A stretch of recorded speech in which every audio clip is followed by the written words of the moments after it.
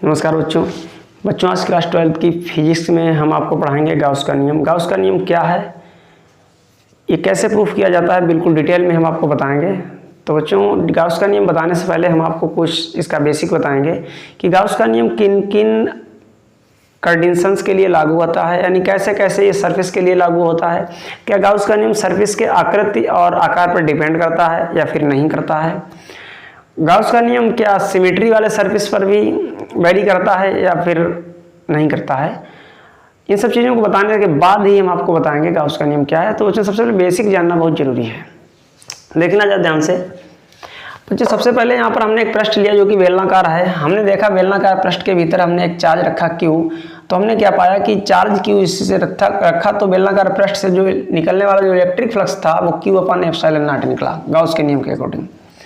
Second पृष्ठ बच्चों हमने लिया है गोलाकार, इसके भीतर एक हम चार्ज रखा, इसके भी अनुसार हमने क्या देखा, इस गोलाकार पृष्ठ से जो इलेक्ट्रिक फ्लक्स निकल रहा था वो Q/ε0 ही निकल रहा था। यहाँ पर बच्चों हमने एक पृष्ठ लिया घन, तो घन के भी भीतर हमने एक चार्ज रखा तो इलेक्ट्रिक फ्लक्स हमने क्या पाया Q/ε0। यहाँ पर बच्चों हमने एक ऐसा सरफेस लिया जिसकी कोई आकृति निश्चित नहीं है, तो यहाँ पर भी हमने क्या पाया इलेक्ट्रिक फ्लक्स Q/ε0। तो बच्चों यहाँ से ये स्पष्ट होता है कि गाउस का नियम जो है वो किसी भी सरफेस के आकृति और आकार पर यानी शेप एंड साइज पर डिपेंड नहीं करता। शेप एंड साइज चाहे जैसा भी हो, हमेशा जो फ्लक्स होगा बच्चों वो φ = Q/ε0 ही होगा। यानी गाउस के नियम के अनुसार इलेक्ट्रिक फ्लक्स है वो सरफेस के आकृति और आकार पर निर्भर नहीं करता, चाहे जैसा भी मतलब आकृति और आकार हो, हर किसी के लिए गाउस का नियम सत्य होता है, एप्लीकेबल होता है। पहला पॉइंट बच्चों याद रखना, आप जैसा भी डायग्राम बना दें, चाहे ऐसा बना दें, ऐसा बना दें, ऐसा बना दें, ऐसा बना दें, आंसर हमेशा यही निकल के आएगा। पहला पॉइंट बहुत इंपॉर्टेंट पॉइंट है, एग्जाम में आ जाए कि गाउस का नियम क्या पृष्ठ के हिसाब से वेरी होता है, चेंज होता है, यानी गाउस के नियम के अनुसार इलेक्ट्रिक फ्लक्स क्या सरफेस के आकार और साइज पर डिपेंड करता है। तो बच्चों याद रखना, डिपेंड नहीं करता है। कैसा भी साइज हो, कैसी भी आकृति हो, कोई मतलब नहीं है, फ्लक्स हमेशा सेम होगा। दूसरा बच्चों पॉइंट यहाँ पर हमने ये लिया, अगर पृष्ठ कैसे हो सममित, यानी क्लोज सिमेट्री पृष्ठ। क्लोज्ड सिमेट्री पृष्ठ कैसे होते हैं, जैसे यहाँ पर एक बेलन था, हमने इसको कट किया तो कट करने के बाद एक सेम ऐसा ही पोर्शन, इसका आधा भाग, ये अर्ध भाग है, इस पूरे बेलन का ये अर्ध भाग है, अर्ध भाग। तो जो अर्ध भाग जो है ये सिमेट्री कहलाएगा, क्योंकि अगर इसको मतलब इसमें मेंशन करें सेम इसके ऊपर एक आधा भाग इसका हम शिफ्ट करें इसके ऊपर तो सेम ऐसा ही बन जाएगा। सिमेट्री का मतलब सेम एक जैसी कंडीशन। जैसे बच्चों ये हमारा हाथ है और ये वाला हाथ है, तो देखा जाए इस टाइप से एक दूसरे के ऊपर शिफ्ट हो जाएंगे, सॉरी इस टाइप से नहीं, क्योंकि अंगूठा इधर आ गया, सिमेट्री नहीं। अगर मतलब अंगूठा इस ये वाला अंगूठा और इस हाथ का भी अंगूठा सेम एक डायरेक्शन में हो जाए तो सिमेट्री कहलाएंगे। बच्चों क्या कहलाएंगे, सिमेट्री कहलाएंगे। तो हम देख रहे हैं कि रूल ये है बच्चों कि अगर किसी सिमेट्री यानी सममित पृष्ठ के भीतर अगर कोई चार्ज रखा है तो उसके अर्ध भाग से जो इलेक्ट्रिक फ्लक्स होगा वो टोटल फ्लक्स का आधा होगा। बच्चों याद रखना, इसके भीतर हमने चार्ज रखा था Q, जिसका इलेक्ट्रिक फ्लक्स था Q/ε0। फिर हमने इसी सिमेट्री पृष्ठ का एक आधा भाग लिया, अर्ध भाग लिया, तो हमने क्या पाया, इस अर्ध भाग से जो इलेक्ट्रिक फ्लक्स गुजर रहा था बच्चों वो टोटल फ्लक्स का आधा गुजर रहा था, Q/2ε0। ठीक याद रखना, अगर कोई पृष्ठ सिमेट्री है, सममित है, तो उसके अर्ध भाग से जो इलेक्ट्रिक फ्लक्स गुजरेगा वो टोटल फ्लक्स का आधा।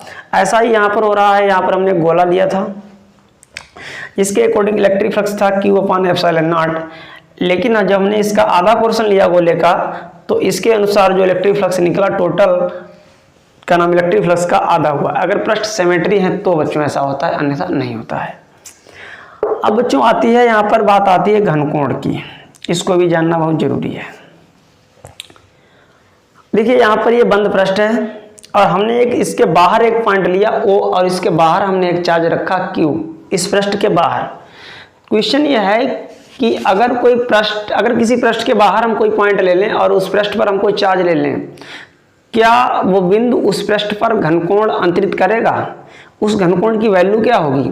तो बच्चों याद रखना वो पॉइंट उस पृष्ठ पर घनकोण अंतरित तो करेगा डी ओमेगा, तो फार्मूला तो हमने लिखा, लेकिन उसकी जो वैल्यू होगी वो जीरो होगी बच्चों। क्या होगी? जीरो होगी। अब सोचने वाली बात है ऐसा होता क्यों है ना, इसके मतलब इसकी वैल्यू जीरो क्यों होती है, क्या रीजन है? तो आपको बता दें, हमने यहाँ पर नीचे डायग्राम शो किया है। इसका रीजन बच्चों यह है कि इस चार्ज से जो इलेक्ट्रिक फील्ड लाइंस प्रवेश करती हैं इस सरफेस के अंदर, इस चार्ज से इलेक्ट्रिक फील्ड लाइंस इस सरफेस के अंदर जो प्रवेश करती हैं, जितनी इलेक्ट्रिक फील्ड लाइंस इस सरफेस के अंदर प्रवेश करती हैं बच्चों, उतनी ही इससे बाहर निकल जाती हैं। जितनी इलेक्ट्रिक फील्ड लाइंस इस सरफेस के अंदर प्रवेश करती हैं, उतनी इससे बाहर निकल जाती हैं। इसलिए बच्चों यहाँ पर जो घनकोण डी ओमेगा की वैल्यू क्या निकल के आती है? जीरो आती है। हम मैथमेटिकली आपको प्रूव करके दिखा देंगे, तब तक आप इसे याद रखना। क्या याद रखना? कि अगर कोई बंद पृष्ठ है, बंद पृष्ठ के बाहर अगर हम कोई पॉइंट लेते हैं, तो वो पॉइंट हमेशा उस बंद पृष्ठ के लिए घनकोण d omega equal to zero अंतरित करेगा। इस चीज को याद रखना। लेकिन अगर बाहर कोई पॉइंट, अंदर कोई पॉइंट है इस बंद पृष्ठ के भीतर बच्चों, ये भी याद रखना, अगर कोई पॉइंट अंदर है इस बंद पृष्ठ के भीतर, फर्ज करो यहाँ पर कोई पॉइंट है, तो ये कितना घनकोण अंतरित करेगा, इस चीज को भी जानना बहुत जरूरी है बच्चों। तो ये घनकोण अंतरित करेगा, याद रखना बच्चों, डी ओमेगा करेगा, लेकिन इसकी वैल्यू होगी 4 पाई। क्या बच्चों होगी? 4 पाई। तब ये घनकोण जीरो नहीं होगा, डी ओमेगा से रिप्रेजेंट किया जाएगा। इसकी वैल्यू क्या होती है? 4 पाई। D omega equal to d a cos theta upon r square, इसकी वैल्यू बच्चों 4 पाई होती है। तो बच्चों इन सब नियमों को जानना बहुत जरूरी है। इसीलिए गॉस के नियम में कोई तो पृष्ठ ऐसे बना देता है, कोई ऐसे बना देता है, कोई इस टाइप से। तो गॉस के नियम के अकॉर्डिंग सरफेस का शेप एंड साइज निश्चित नहीं होते, ये दोनों किसी भी टाइप के हो सकते हैं बच्चों।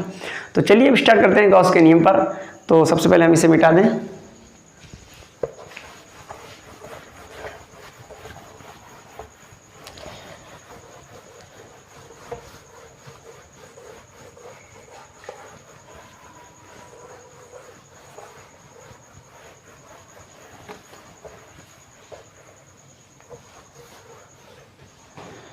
तो अब हम अगर बात करें गॉस के नियम, गॉस का नियम आपने हेडिंग लगाई है, लगा ले। क्या कहा गॉस के नियम ने? गॉस ने बच्चों ये बताया कि हमेशा गॉस के नियम के अकॉर्डिंग जो बंद पृष्ठ, जो इलेक्ट्रिक फ्लक्स की बात होती है, वो हमेशा एक बंद पृष्ठ के लिए होती है। किसके लिए बच्चों? बंद पृष्ठ के लिए। तो हम एक बंद पृष्ठ यहाँ पर बना रहे हैं। हमने कहा कि पृष्ठ की आकृति और साइज निश्चित नहीं है, हम चाहे जैसा भी बना दें इससे कोई फर्क नहीं पड़ता है बच्चों। ठीक, इसकी कोई आकृति और आकार निश्चित नहीं होते हैं, चाहे जैसा भी हम पृष्ठ बना दें। तो बच्चों हमने यहाँ पर इस टाइप से एक पृष्ठ बनाया और यहाँ पर हमने एक चार्ज लिया Q। ठीक बच्चों, और इस पृष्ठ पर हमने एक बहुत अल्प एरिया ली है, बिंदु P यहाँ पर लिया। इस चार्ज से r डिस्टेंस पर एक हमने पॉइंट लिया P।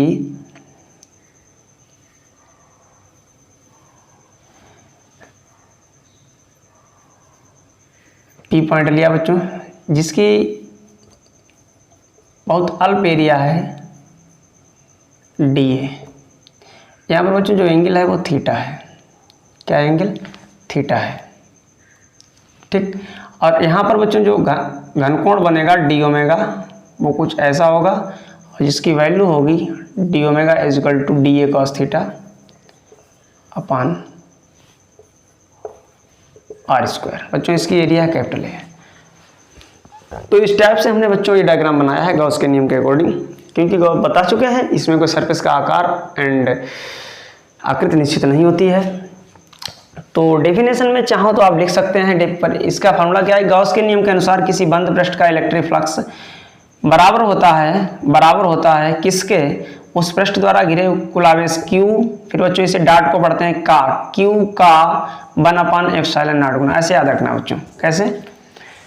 किसी बंद पृष्ठ द्वारा इलेक्ट्रिक फ्लक्स, गॉस के नियम के अनुसार किसी बंद पृष्ठ का इलेक्ट्रिक फ्लक्स बराबर होता है उस पृष्ठ द्वारा घिरे कुल आवेश Q का 1/ε0 गुना। या यूं कह लें कि गॉस के नियम के अनुसार किसी बंद पृष्ठ का वैद्युत फ्लक्स उस पृष्ठ द्वारा घिरे कुल आवेश Q का 1/ε0 गुना होता है। तो जो डेफिनेशन लिखते हैं उसके बाद हम इसे प्रूफ करें। क्या लिखेंगे? किसी बंद पृष्ठ का वैद्युत फ्लक्स वैद्युत फ्लक्स फाई ई उस पृष्ठ द्वारा घिरे कुल आवेश Q का उस पृष्ठ द्वारा घिरे कुल आवेश Q का 1/ε0 गुना होता है। ठीक बच्चों, और लिख देना इसलिए Q इंटू 1/ε0 गुना, या Q equal to Q/ε0, phi e equal to Q/ε0। Unit बच्चों न्यूटन मीटर स्क्वायर पर कूलम, याद रखना इसका। ठीक बच्चों, ये गॉस की प्रमेय होती है। अब हम इसे प्रूफ करेंगे कि ये फार्मूला आया तो आया कैसे है, यानी phi e equal to Q/ε0, ये फार्मूला आया तो आया कैसे बच्चों। अब हम इसको आपको प्रूफ करके दिखाएंगे बच्चों, ध्यान से रखना, ध्यान से देखना बच्चों। ज़्यादा थ्योरी चाहो तो आप लिख सकते हैं, हम थ्योरी बोल रहे हैं, हम लिख के नहीं दिखाएंगे, ज़्यादा वीडियो लेंथी हो जाएगा। थ्योरी में बच्चों आप क्या लिखेंगे कि चित्र में एक बंद पृष्ठ है। देखिए जैसे जैसे हमने डायग्राम में चीज़ों को शो किया है बच्चों, वैसे वैसे आपको थ्योरी में लिख देना है। थ्योरी रटने की कोई ज़रूरत नहीं है, याद रखना। अब आप थ्योरी रटेंगे फिर कैलकुलेशन रटेंगे बच्चों, बहुत ज़्यादा आपको दिक्कत होगी। तो हम सोच रहे थ्योरी ना रटें, डायग्राम के अकॉर्डिंग ही थ्योरी लिखें, अच्छा रहेगा। क्या लिखेंगे बच्चों, चित्र में एक बंद पृष्ठ है जिसकी एरिया कैपिटल ए है, जिसके भीतर बिंदुओं पर प्लस Q आवेश स्थित है। प्लस Q आवेश से r दूरी पर एक बिंदु P है, जिस पर वैद्युत क्षेत्र की तीव्रता बच्चों, अगर हम बिंदु P पर वैद्युत क्षेत्र की बच्चों अगर हम तीव्रता की बात करें तो रहेगी 1/4πε0 Q/r²। ये बच्चों रहेगी बिंदु P पर तीव्रता। ठीक, बस इतनी बात लिखने के बाद फिर बच्चों हमने क्या किया, बिंदु P पर बहुत अल्प क्षेत्रफल वेक्टर dA लिया। बिंदु P पर बच्चों हमने बहुत अल्प क्षेत्रफल वेक्टर dA लिया। क्यों, हम चाहते क्या है बच्चों, हम ये चाहते हैं इस पूरे पृष्ठ की वजह से इसका इलेक्ट्रिक फ्लक्स कितना है, इस पूरे पृष्ठ का इलेक्ट्रिक फ्लक्स कितना है। तो सबसे पहले बच्चों हम बहुत जरा सा पृष्ठ लेंगे, बहुत कम पृष्ठ लेंगे, सूक्ष्म पृष्ठ लेंगे, जिसका नाम है वेक्टर dA या dA। हम इस पृष्ठ पर बच्चों विचार करेंगे कि इस dA जो हमने मतलब पृष्ठ लिया है, अल्प क्षेत्रफल वेक्टर dA लिया है, इसका इलेक्ट्रिक फ्लक्स कितना है। बच्चों इस अल्प क्षेत्रफल dA का जितना इलेक्ट्रिक फ्लक्स निकल के आएगा उसका हम कर देंगे इंटीग्रेशन। जैसे बच्चों हम उसका इंटीग्रेशन करेंगे तो हमारा टोटल फ्लक्स का, टोटल सरफेस का आंसर शो होने लगेगा। समझ रहे बच्चों। तो हम डायरेक्टली थ्योरी तो आप लिख देंगे जैसे हमने बताया है। क्या लिखेंगे, चित्र में एक बंद पृष्ठ है जिसके एरिया कैपिटल ए है, जिसके भीतर बिंदुओं पर प्लस Q आवेश स्थित है। प्लस Q आवेश से r दूरी पर एक बिंदु P है, जिस पर वैद्युत क्षेत्र की तीव्रता इतनी है। बिंदु P पर अल्प क्षेत्रफल वेक्टर dA लिया। अब बच्चों अल्प क्षेत्रफल वेक्टर dA और बिंदु E इनके बीच में कोण वैद्युत क्षेत्र वेक्टर E बच्चों इनके बीच का कोण थीटा है, आपको ये भी लिख देना है। अब बच्चों क्या लिखना नई लाइन से कि बिंदु P से या अल्प क्षेत्रफल वेक्टर dA से गुजरने वाला इलेक्ट्रिक फ्लक्स। तो हम बच्चों सीधे उसी पॉइंट पे जाते हैं। तो हम सबसे पहले हम ये लिखेंगे कि प्लस Q आवेश से r दूरी पर बिंदु P पर वैद्युत क्षेत्र प्लस Q, चूंकि प्लस Q हम थ्योरी नहीं लिखेंगे बच्चों, डायरेक्ट लिख रहे हैं, आप लिख देना। प्लस Q आवेश से r दूरी पर बिंदु P पर वैद्युत क्षेत्र बच्चों याद रखना E इजकल टू 1/4πε0।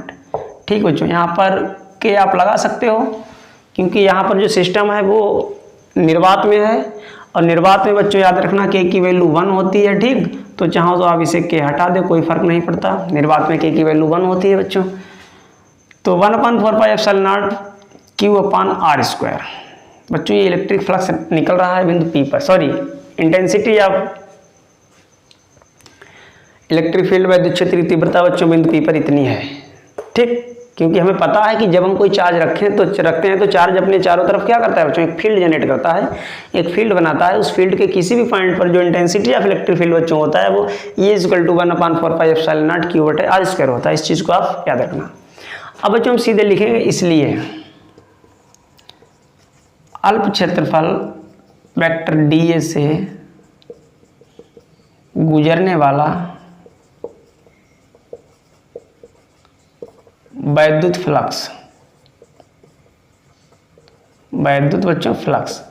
बच्चों देखिए, हम चाहते तो हैं इस पूरे सरफेस का इलेक्ट्रिक फ्लक्स निकालना, लेकिन सबसे पहले हम बहुत कम एरिया पर विचार करेंगे। अगर बच्चों एरिया बहुत कम है, डी एरिया है, तो बच्चों इसका वैद्युत फ्लक्स भी d5 ही होगा, क्योंकि बच्चों वैसे तो वैद्युत फ्लक्स फाई ही होता है, लेकिन बहुत कम एरिया है तो इसके आगे हम क्या लगा दें, डी, यानी d5e। अब बच्चों हमने कल वाले केस में आपको बता चुके हैं, जो इलेक्ट्रिक फ्लक्स होता है बच्चों, जो इलेक्ट्रिक फ्लक्स होता है वो याद रखना, वैद्युत क्षेत्र vector E area vector A का डॉट गुणा, स्केलर गुणा होता है। बच्चों आपने अगर वीडियो नहीं देखा है तो उसका हमने लिंक इस वीडियो के नीचे डिस्क्रिप्शन में दे दिया है, उसे देख लीजिएगा। अच्छा आपके समझ में आएगा इलेक्ट्रिक फ्लक्स होता क्या है, कब पॉजिटिव होता है, कब जीरो होता है, कब निगेटिव होता है, एकदम हमने डिटेल में बताया बच्चों। कहानी को देखना ज़्यादा ध्यान से, एकदम क्लियर हो जाएगा। तो हम यहाँ पर देख रहे हैं, तो हमारा जो इस हिसाब से इलेक्ट्रिक फ्लक्स बच्चों होगा वो होगा vector E dot vector DA। Scalar गुणा होता है, याद रखना, यूनिवर्सल सत्य, इस चीज को याद रखना। इलेक्ट्रिक फ्लक्स के अंतर्गत वैद्युत क्षेत्र वेक्टर E और एरिया वेक्टर DA का डॉट गुणा होता है बच्चों। अब अगर हम इसे सॉल्व करेंगे तो बच्चों क्या निकल के आ जाएगा, EDA cos theta, EDA cos theta, क्योंकि बच्चों एक फार्मूला होता है, याद रखना, vector A dot vector B is equal to AB cos theta. तो इसी के अकॉर्डिंग हमने लिख दिया है इसको। अब जो हम क्या करेंगे, E की वैल्यू कितनी है, E की वैल्यू हम रखेंगे 1/4 पाई एप्सिलॉन नॉट Q/r², ठीक। और इधर बच्चों क्या बचा, DA cos थीटा, ठीक बच्चों। हम चाहते हैं टोटल का इलेक्ट्रिक फ्लक्स निकालना। बच्चों अगर हम इसे इस टाइप से लिखते हैं, कोई दिक्कत नहीं। कैसे, कांस्टेंट चीज़ क्या है, Q/4 पाई एप्सिलॉन नॉट, ये बच्चों कभी चेंज नहीं होते हैं, DA cos theta upon r², ठीक बच्चों। अब हमें पता हो गया बच्चों कि ये जो बहुत अल्प एरिया है इसका इलेक्ट्रिक फ्लक्स इतना निकल के आया, हम चाहते हैं पूरे का, तो बच्चों हम सीधे लिखेंगे, इसलिए संपूर्ण पृष्ठ का इलेक्ट्रिक फ्लक्स हम दोनों तरफ क्या कर देंगे, इंटीग्रेशन। इसलिए बच्चों संपूर्ण पृष्ठ का इलेक्ट्रिक फ्लक्स बच्चों हम दोनों तरफ क्या कर देंगे, संपूर्ण पृष्ठ का इलेक्ट्रिक फ्लक्स बच्चों ज्ञात करने के लिए हम दोनों तरफ इंटीग्रेशन लगा देंगे, दोनों तरफ बच्चों इंटीग्रेशन लगा देंगे, ठीक है बच्चों। अच्छा बच्चों, इंटीग्रेशन की एक यहाँ पर बंद पृष्ठ की चर्चा हो रही है, इस वजह से हमने इसे क्लोज कर दिया। बच्चों इंटीग्रेशन की एक हैबिट होती है, इंटीग्रेशन का एक छोटा भाई होता है डिफरेंशियल। इन दोनों की एक तो हैबिट होती है, जो बच्चों उन्हीं लोगों का इंटीग्रेशन करते हैं जो धोखेबाज होते हैं, यानी जो वादा करके तोड़ देते हैं। जैसे अगर बच्चों देखा जाए, क्या आदमी धोखेबाज है या नहीं, बताओ। आदमी यानी इंसान के अंतर्गत अगर देखा जाए तो इंसान धोखेबाज होता है। क्यों? क्योंकि मौसम के अकॉर्डिंग क्या इंसान बच्चों एक जैसा रहता है, बताओ। मौसम के अकॉर्डिंग इंसान अपने खुद को चेंज करता रहता है। इस टाइम गर्मी का टाइम है, कपड़े कुछ वैसे पहनता है, जब सर्दियों वाला टाइम होगा तो भाई बढ़िया बढ़िया कपड़े, कलर्ड कपड़े है ना, जैकेट वगैरह पहनेगा। तो इंसान कैसा है, परिवर्तनशील है, वो हमेशा चेंज होता रहता है। तो ऐसे ही लोगों का इंटीग्रेशन किया जाता है बच्चों, जो चेंज होते रहते हैं। तो यहाँ पर चेंज कौन है, DA cos theta upon r² और Q/4 पाई एप्सिलॉन नॉट बच्चों ये कांस्टेंट है। इंटीग्रेशन कहेगा भाई तुम बाहर जाओ, तुमसे मुझे कोई लेना देना नहीं, तुम्हारा तो मैं इंटीग्रेशन नहीं करूँगा। कौन बच्चों ये बात कहता है, इंटीग्रेशन। बच्चों याद रखना d∅e का इंटीग्रेशन होगा φe। अब यहाँ पर Q/4 पाई एप्सिलॉन नॉट ये बाहर आएंगे, कहता है तुमसे हमें कोई लेना देना नहीं, तुम भाई कांस्टेंट हो, तुम कभी नहीं चेंज होते। हम तो सिर्फ उन्हीं लोगों का इंटीग्रेशन करते हैं, किनका बच्चों, जो चेंज होते रहते हैं। कौन चेंज होता है, DA cos theta upon r²। अब बच्चों DA cos theta upon r² की जो वैल्यू होती है बच्चों d ओमेगा के बराबर होती है। इस चीज़ को आप याद रखना, ये लिखा है ये बच्चों। अब बच्चों d ओमेगा की इंटीग्रेशन d ओमेगा जो बच्चों वैल्यू होती है उसकी होती है 4 पाई। क्या मान होता है बच्चों, इसका मान बच्चों होता है 4 पाई। तो 4 पाई ये कैंसिल हो जाएगा, तो बचेगा फाइनली हमारा क्या बचेगा, Q/ε0 न्यूटन मीटर स्क्वायर पर कूलम। यही बच्चों गॉस की प्रमेय है, बहुत इजी गॉस की प्रमेय थी बच्चों, याद रखना। तो बच्चों आज के लिए इतना ही। अगर वीडियो अच्छा लगा हो तो प्लीज़ वीडियो को लाइक करना, ज़्यादा से ज़्यादा शेयर करना, और चैनल पर नए हैं तो चैनल को सब्सक्राइब जरूर कर लेना, जिससे कि जब भी हम वीडियो अपलोड करेंगे तो उसका नोटिफिकेशन सबसे पहले आपके पास आएगा बच्चों। तो आज के लिए इतना ही। Thanks for watching.